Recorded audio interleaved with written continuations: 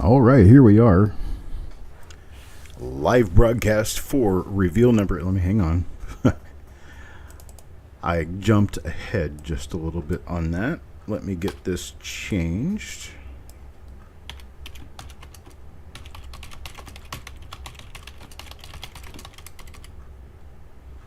There we go.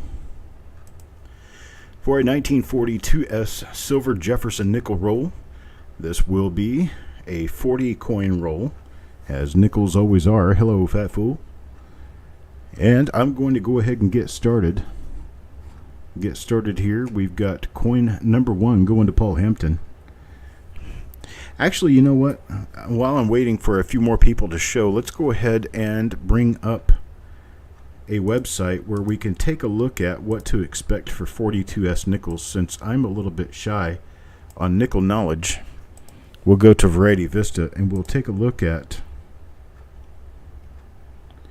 Jefferson nickels, the double dies,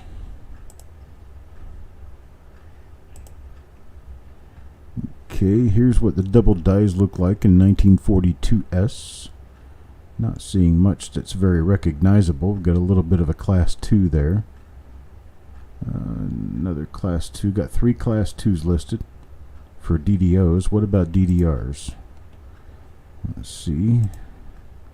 DDR listings for 42S. Got a few relatively nice. There's one that's a triple stack. Got another triple stack. Got 2 triple stack double die reverses. It's triple dies. And then 2 relatively small double dies. I'm sure that there are a number of repunch mint marks for the issue. Let's check.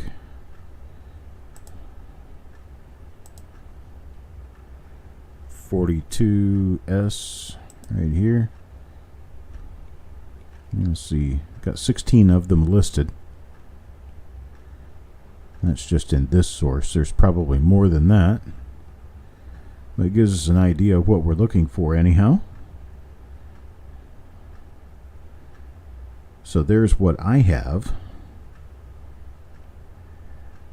for listings. Now we got Paul out as the first nickel man for the evening. Let's go ahead and stick a nickel under the scope and take a look and see what we've got. Let me dim my light down just a little bit because I'm not used to looking at silver. A little more detail and a little less light. There we go. There you go, and I'm not seeing anything here on the obverse. Nothing yet there. Hello, Farm Dog. Back again, I see.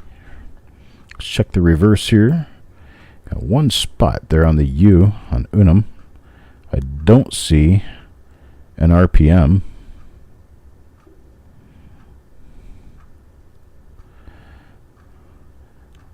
Round average strike.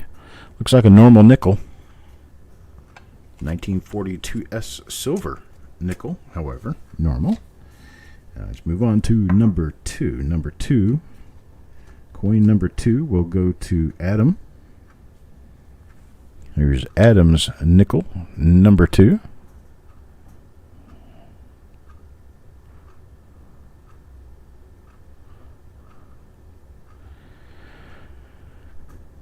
I have no doubling showing up on this on the obverse. Let's check the reverse.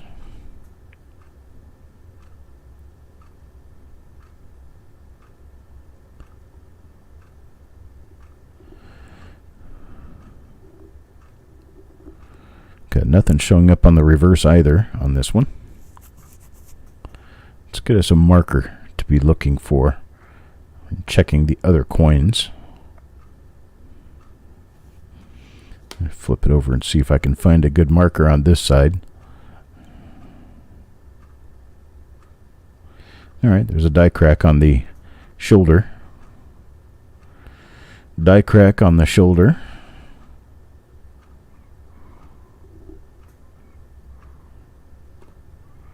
So do we have anything else here?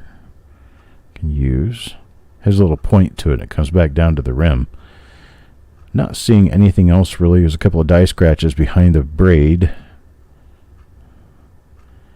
but nothing really outstanding. So I'll try to use the die scratch, or the die crack, I'm sorry, on the shoulder to see if that helps us. Now coin number 3. Number 3 goes to Eric. Hello, Angie. Eric's coin number 3. And what do we have here? Well, there's no double die that I can see.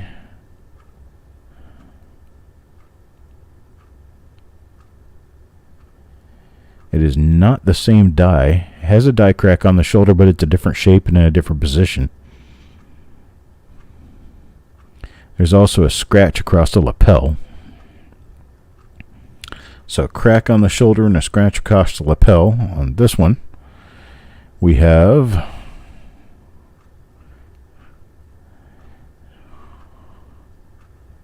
appears to be nothing on the reverse either.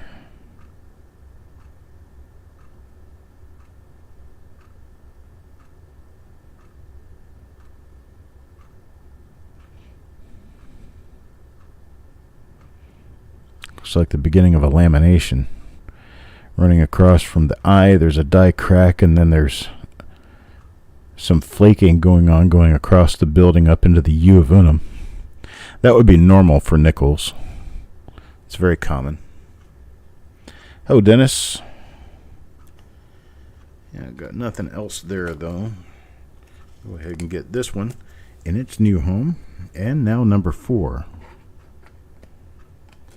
Number 4 goes to Marshall. And Marshall gets this coin. Number 4. And it is a different die altogether again. So we have 3 different dies now that I've noticed. And none of them tend to exhibit a double die on the obverse. Time to check the reverse and see what comes out of the reverse. For some reason I thought I immediately saw something, but I didn't. Is this...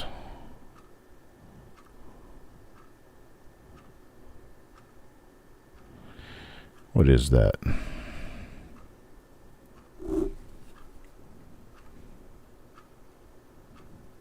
No, that just looks like a little dirty flick or something.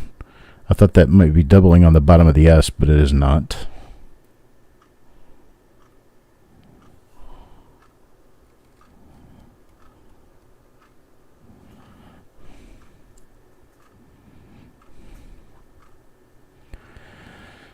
So another normal 1942S.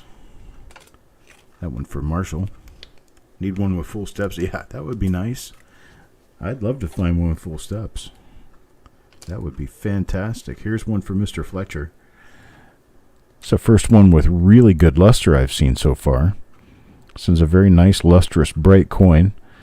We don't have any of the die cracks I've seen so far. There's a very light one running across the shoulder, but it is different.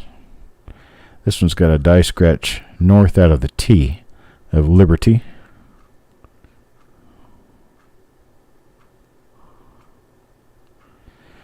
Got nothing on the obverse. Let's check the reverse. This one appears to be a different new die we haven't seen so far.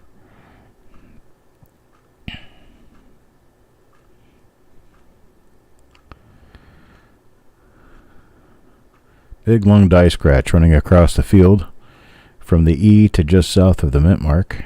So this is a different die, a new one to us. However, it has no die variety characteristic on it. Still is a very nice one.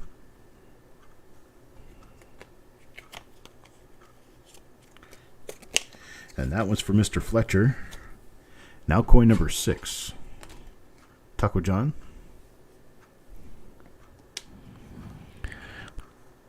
Taco John. Well, I'm not seeing any of the characteristics I'm familiar with so far on any of the different dies. It is a die crack running across the shoulder. It could match the die we just passed. We'll find that out when we take a look at the other side and see if it's got the same die scratch running across the upper field.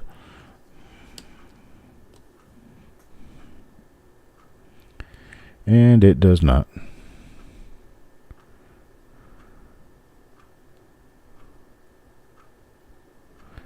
This one appears to have a very light die crack running through the S mint mark.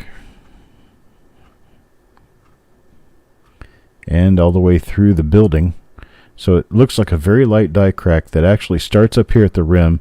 It goes across the U on the left side, then it comes through the S into the roof of the building, into the dome, and then it goes all the way through to the door, down the column. And wow, it goes out the step, across the C, the N, and it comes out through the O and goes all the way to the rim. So this is a full rim-to-rim die crack. That's kind of interesting. Looks like it's got some lamination issue on it too.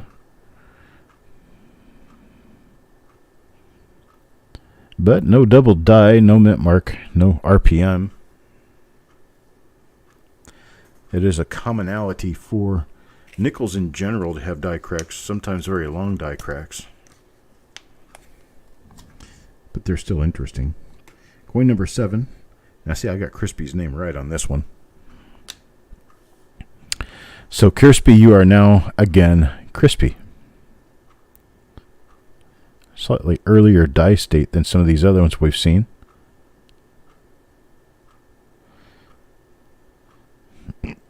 No doubling on this side. Let me flip it over and see what we get.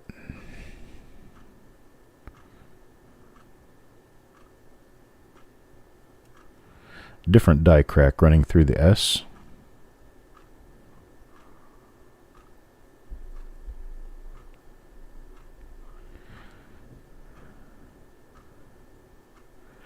Nothing else really.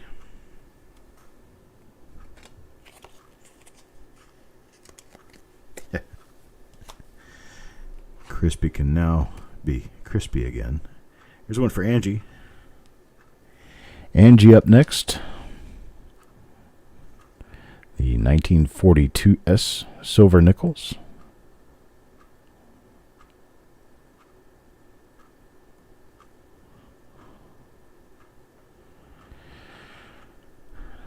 I do go just a little bit slower on these than I do on the cents because I'm not used to looking at this design quite as much as I am the Lincoln cent design. In fact, I rarely go through nickels.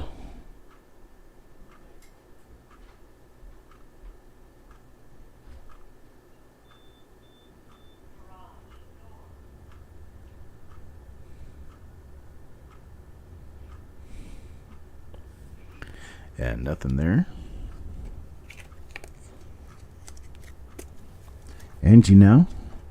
Coin number 9 for Carl. Carl's coin.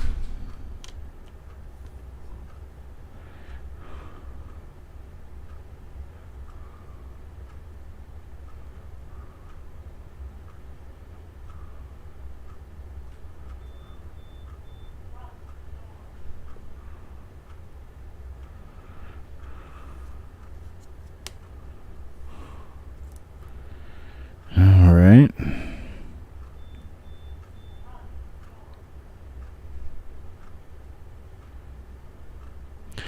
Looks like a little bit, maybe a little bit of an RPM here. Eric or someone will be able to help me with this to be sure one way or the other, but I am seeing just a little bit of extra curve.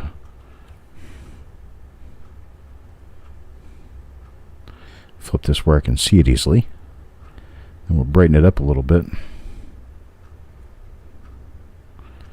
That may be an RPM. See that little bit of extra curve right up in here, in this area? That's what I'm kind of looking at. It's on the lower side of of the S. I don't see anything else adding to it.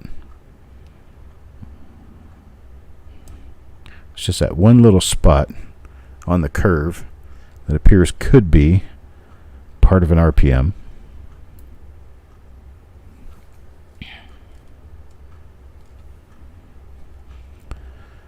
Believe it or not, I saw that at this magnification.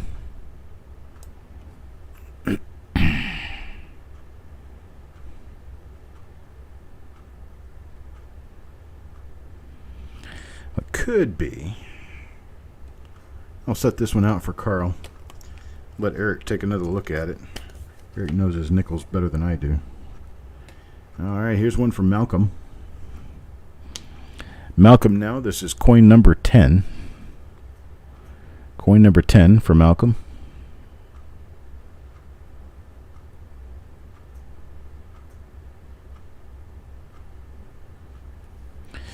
No obverse doubling.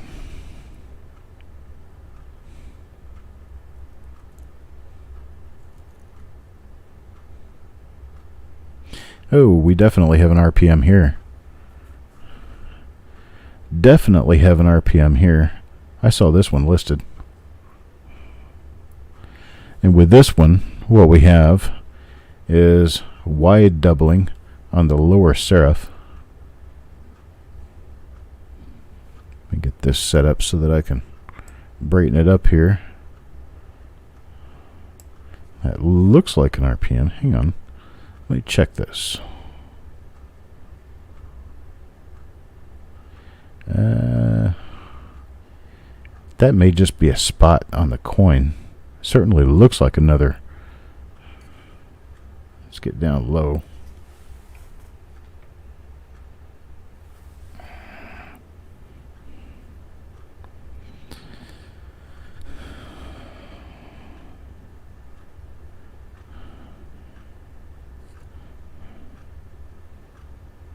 Well, rats.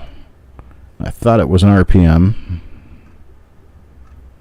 but it appears now much more like a stain on the coin. I thought I had an RPM.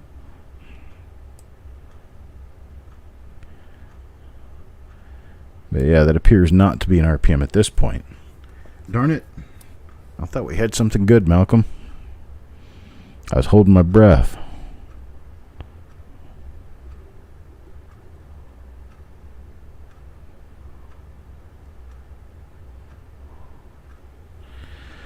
Got nothing there. That's number 10. How about number 11? Taco John? Coin number 11, Taco John.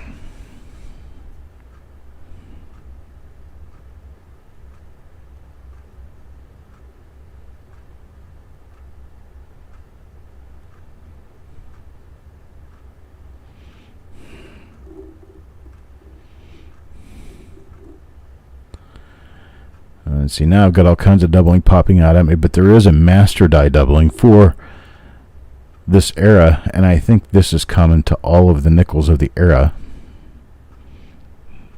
A little bit of doubling that I can see there now.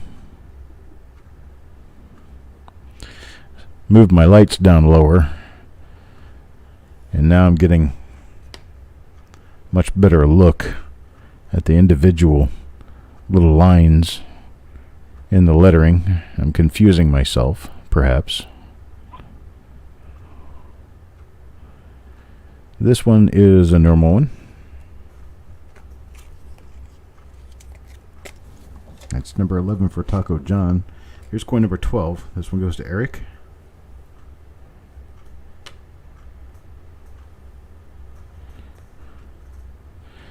Very different die. This one's got die scratches all along the coat line on the obverse, so this one will be a different die from those we've seen so far.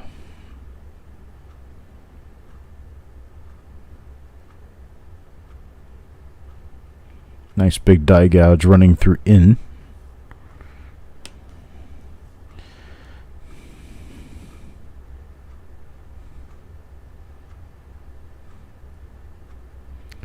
Got nothing on the reverse though.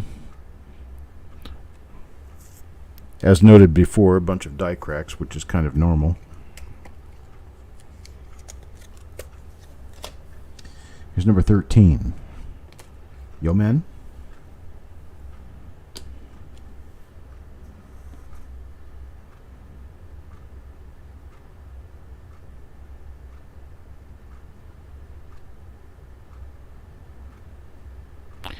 Another one of the same die we just looked at. So this one will have nothing on the reverse either. You can still look at it for strike quality though. Strike's not real bad, but it's not great either.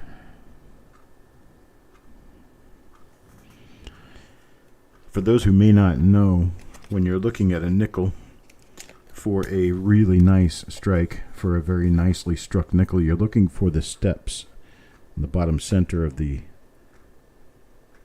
Monticello building, or Monticello, however you want to say it, to be complete.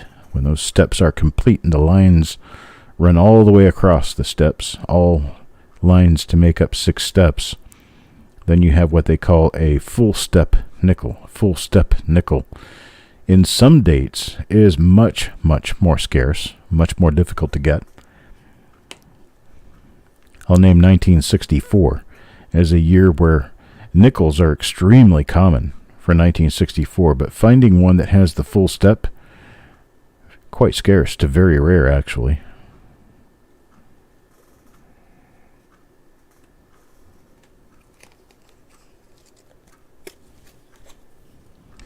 Here's number 15. Mr. Patillo. Chuck Patillo comes up with coin number 18. Let's see what it is. Well, it is a different die.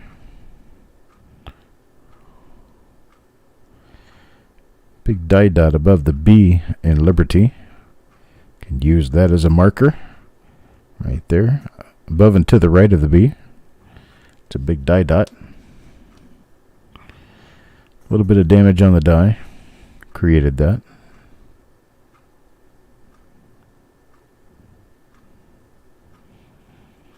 And we are kind of marking nothing there, because there is no die variety on this one.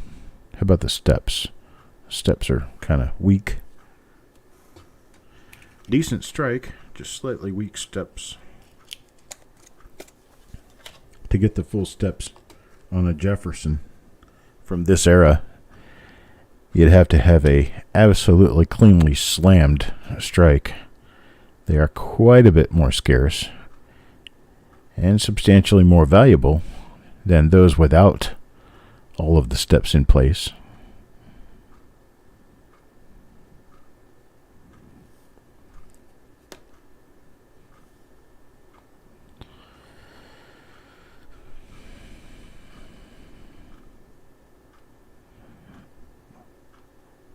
Oh, I don't even pretend to know all the different issues in nickels that are tough to get in full step. I just know that quite a few of them are. Another one where the die crack goes pretty much all the way through the reverse.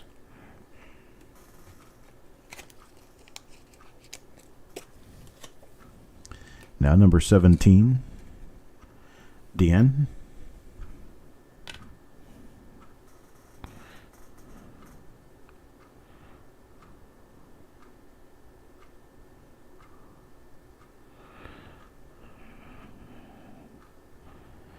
I was checking that top area. You can see that there's just a little tiny weakness in the rim right in this area. And if you go directly opposite this, there's more weakness in the rim up here. So it looks as though there could have been a rim clip. This coin might be like 1/4 of a gram off of normal weight on the low side. And that would be because it may have not been a complete planchet when it was struck. You see that weakness again, just at the rim.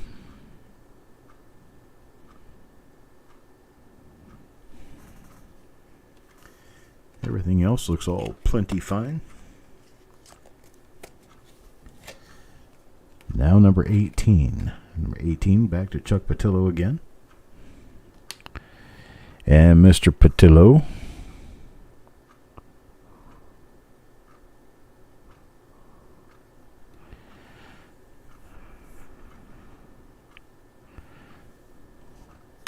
Looks normal from this vantage point on the obverse. And also on the reverse.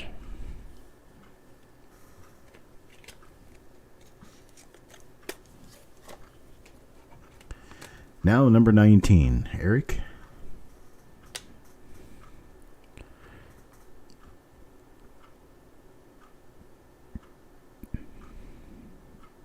That's actually a hit on the rim on that one.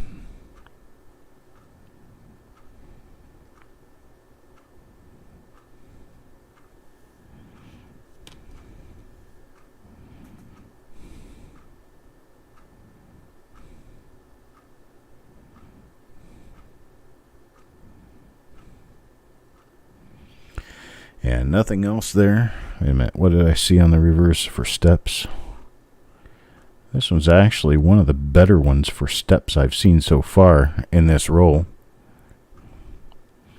No full steppers though, not on this one so far anyway. Number 20, Marshall. Marshall gets number 20.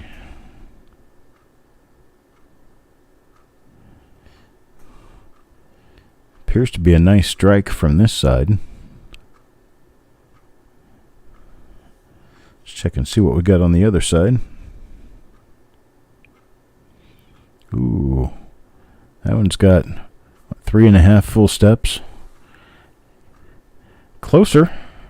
Still no cigar, but it's closer. Nicely struck coin.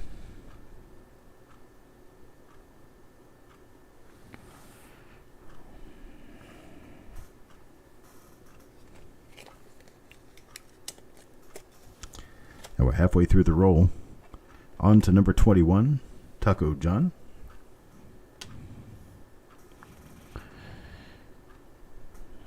And yeah, nothing on the obverse here. So we went through our cooler weather, had 2 or 3 days where temperatures didn't get out of the 80s. It's beautiful. And in fact, a couple of days ago, I think the high was 77. It's just amazing. And then today we hit like 96 again. So suddenly we're back in the bake. Which, okay, yeah. It's June, almost July. I guess we can expect to be in the bake. We're in North Carolina. The tobacco plants are growing well, but it seems people's gardens are not doing so well. And seems like the soybeans are having a little hard time coming up too. Just the tobacco seems to be doing very well for this time of year. The corn is almost all dried up and frazzled up, and it looks more like little yucca plants than it does like corn stalks.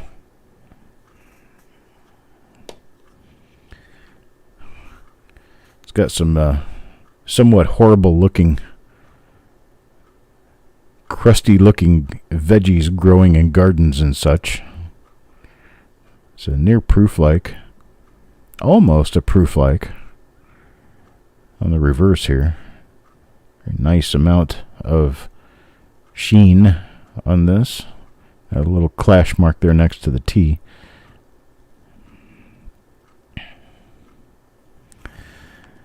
Okay, I want everyone to do this one little exercise for me. This is actually a near proof-like. It is a very nice near proof-like coin. This coin number 22 goes to Carl. It's a very nice one. So the little exercise I want you to perform for me is, if you say Monticello, type in an S. If you say Monticello, type in a CH. An S or a CH. If it's Monticello, type in an S. If it's Monticello, type in a CH.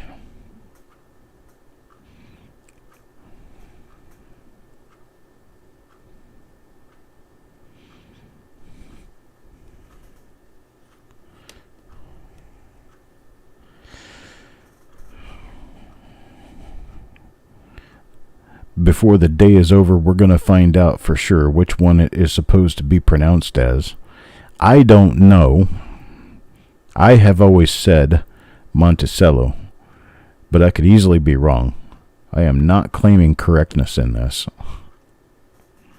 It looks like it's about half and half, maybe a little bit more used the ch and not the s.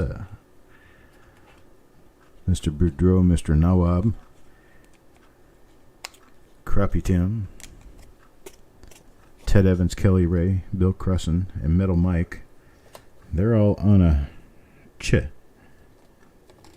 whereas everyone else so far has said it's Monticello. I think I just started pronouncing it before I had any clue, one way or the other, and it just looked like Monticello to me, so that's why I pronounced it Monticello.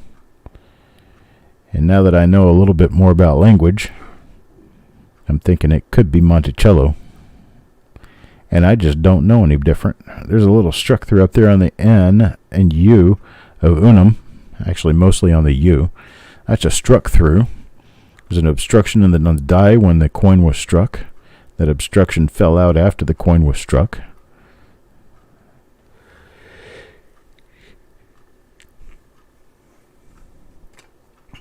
This one's for Mr. Marshall. Well, Kelly Ray says it's definitely Monticello, which I would not argue with that at all. I've just never actually looked it up myself. I know it's one or the other. Musical instrument, Parvis says Monticello. That's kind of makes more sense that it would be a cello than a cello, but I wouldn't know one way or the other. I'm just a country boy.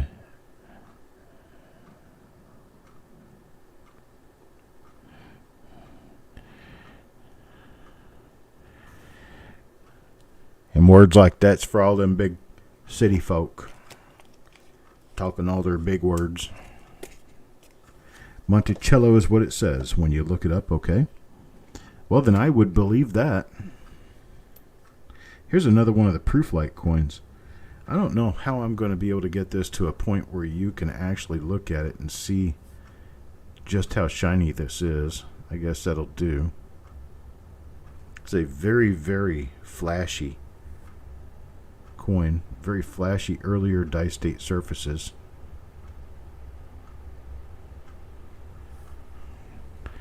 Very interesting. There's just a few of them in this roll that look like that.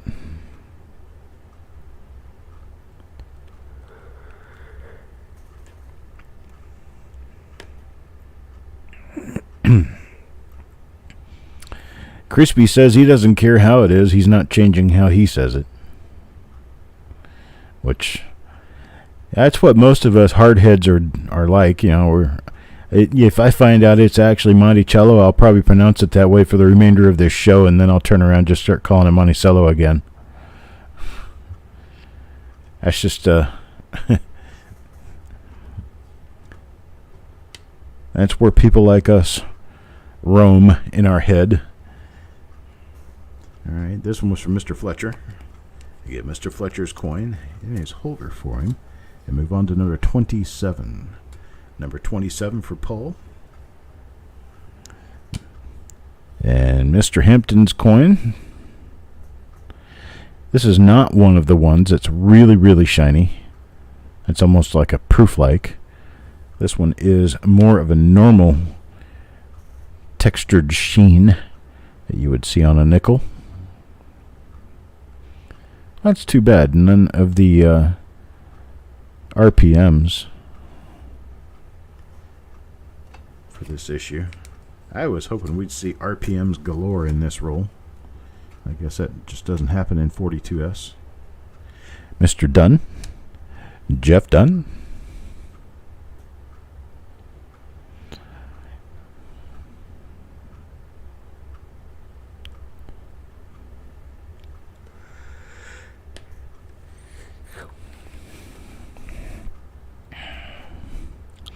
Cello means little. So Monticello is Little Mountain. This looks like it was an ender at one point in time. That one's for Mr. Dunn. Here's number 29. Number 29 for DN.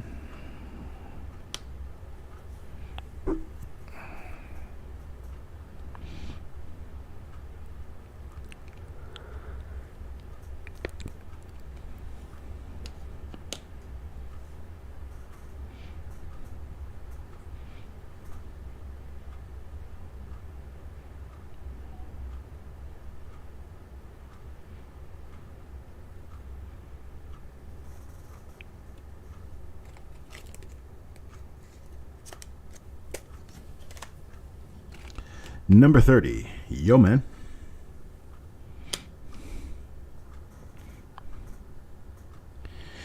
Well, all I know is that I'm pretty sure I've got everyone's name here correctly pronounced. That's my my big accomplishment in life.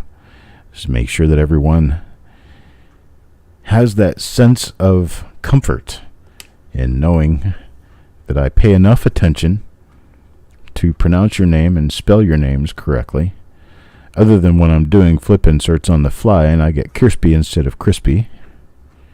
But I do know how to spell crispy. It's just that sometimes my fingers don't like behaving, and they do what they want instead of what the brain tells them.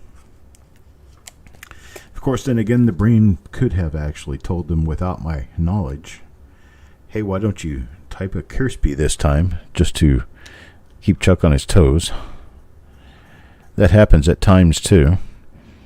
And sometimes words fly out of my mouth that I had absolutely no idea were about to hit my mouth. And then as soon as they come out, I immediately regret that my mouth did not listen to my brain, or that my brain did not listen to my manners.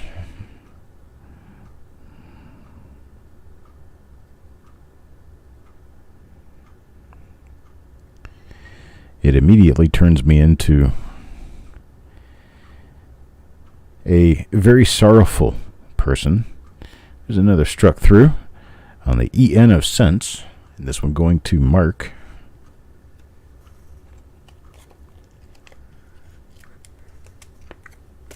Oh, I see that all the time, Kelly Ray, and I'm not really sure why. If it was REA, it would be Kelly Ree. And AE is A. I guess that comes from my old, I don't know, my little dive into foreign language at different times, where you have like the AE diphthong is A. I have different pronunciations.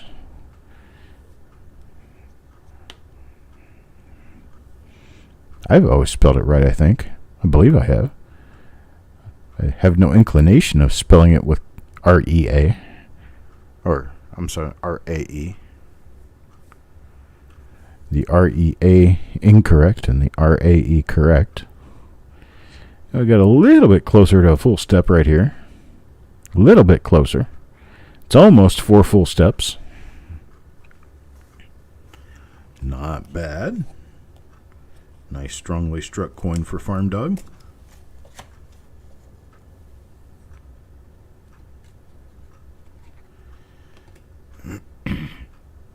So was your father, his name R-A-Y? And you got the R-A-E because you are a female?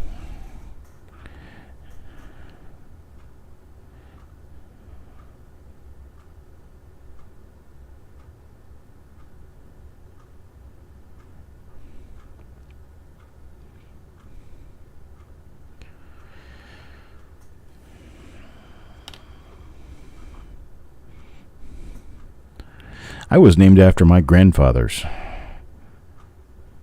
My mom's dad and my dad's dad. Charles was my dad's first name. And Dale was the middle name of my mother's dad. So I got the name Charles Dale.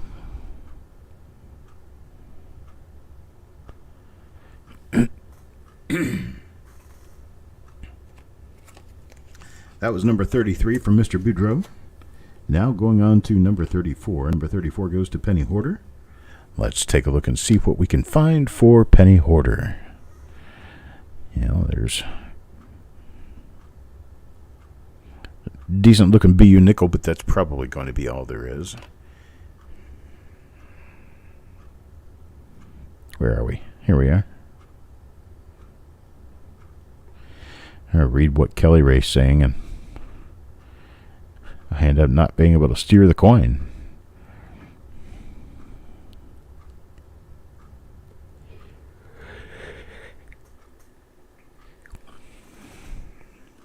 All right. Well, that one's for Penny Hoarder. That nickel for Penny Hoarder. The only girl with 4 brothers, huh?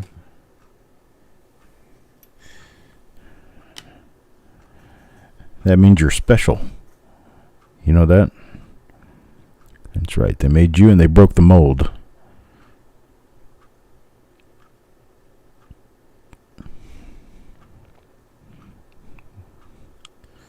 All the boys were failed attempts at having another you.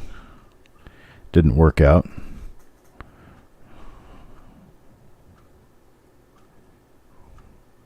I imagine. Oh, look at that. Bam, baby. That's definitely an RPM right there. Who's that for? Jim Fletcher?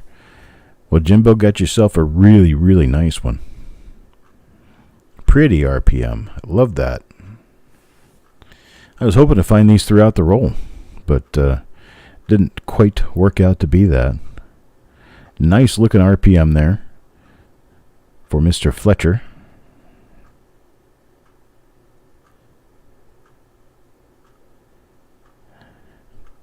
Really nice little guy. All right. Well, we waited until the 35th coin in the roll to find our first really pretty one, but hey, we got there anyway, right? Number 36, Penny Hoarder. Penny Hoarder now. Back to Penny Hoarder, see if we can get him an RPM or anyone else.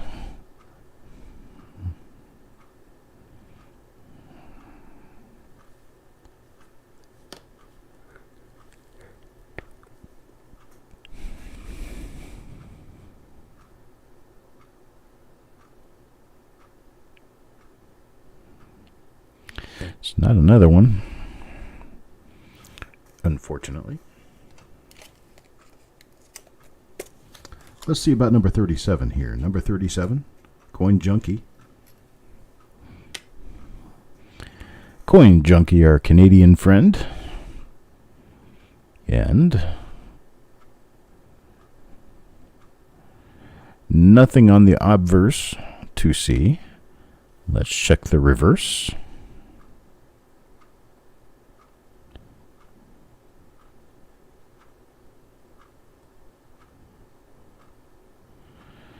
I think that looks like a little bit of machine doubling on the bottom of the S. I don't believe that is an RPM.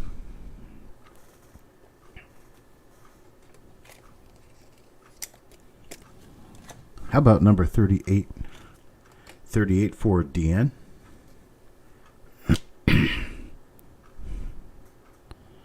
This one looks like another one of our extra shiny. We've seen this die pair before.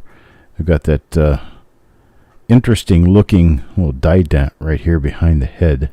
This little dot below the Eye of Liberty. Seen this before, so I would not be surprised if this turns out to be a normal reverse.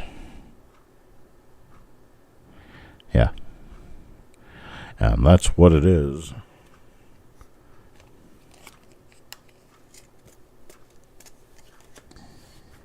And let's see. Coin number 39 next to the end of the roll. We're going to go to Yo Man for this one.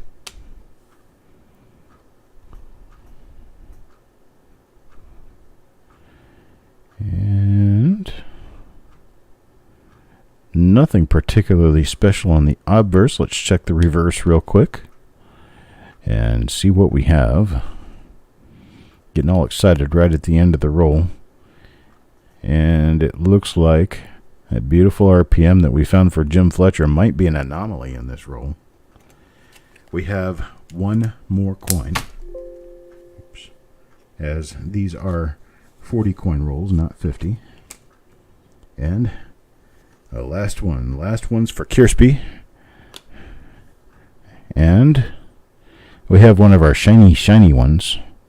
This has got that die dot below the eye, so we know that this is not a die variety, but it is a really nice looking proof light coin. Early die state, near proof like. Beautiful looking details. Do we have? No, not quite the steps that we'd be looking for, but it is a pretty nice strike. And that's all we've got, folks. It is a nice roll of 40 coins. One turned out to be quite nice. RPM. No double dies. We had two decent possibles. One smaller RPM and one very nice one. And that's what we've got.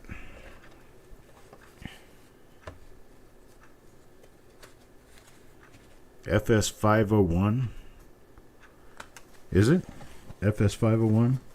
RPM 1? Let's check. Let's bring up Variety Vista. It's going to be the website I'm going to have where you're going to be able to look this up.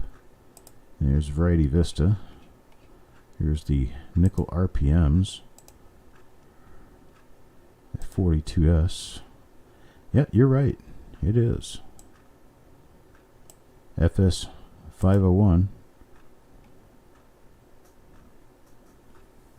It's showing us that we should have a die crack at the collar point. Let me grab his coin back out. Toss it back up under the scope. We'll just get it attributed right here and now while we're working. Yep. There it is. Die crack right at the collar point. And then we have a die crack north from the rim right there on the color. Let's take a look at the mint mark real quick.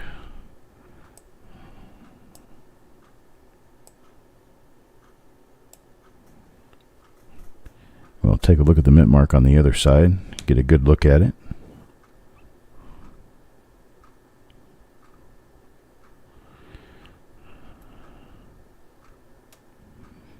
Certainly appears that's what we've got.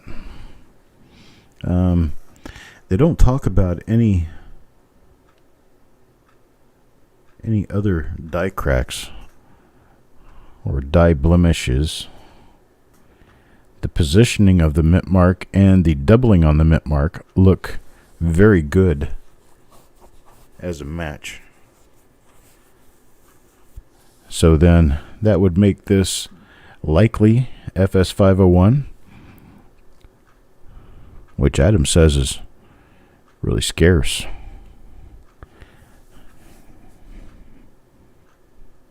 That's certainly what it looks like to me.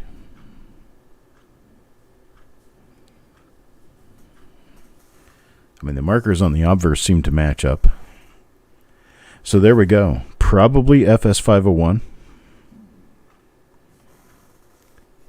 which is RPM number 1, 1942S. Very nice. All right, folks, I am done for the evening. I appreciate you coming by. I have three? I have 3 reveals to do tomorrow. I'll have the pull tomorrow evening, the mystery coin pull tomorrow evening, and then I'll have 3 reveals come up on Friday, and then I will be done broadcasting until after the 1st of August. We'll be doing some intermittent broadcasting here and there, a couple of lives from the shows and whatnot, but there will be no regular auctions and no regular shows between the end of this week and the beginning of August. So, you guys, for what it's worth, have a great time. with what summer you have, what vacation you might have. And I will be online broadcasting from the road or from other places that we might be able to get a good signal to broadcast and say hi and let you guys know, update you on what's going on with regard to what we've got. And then I will be back during the beginning of August to start the reveal shows and to start the auctions back up again. So anyhow, I appreciate it. You guys have a great night, and I will see you tomorrow. Have a good one.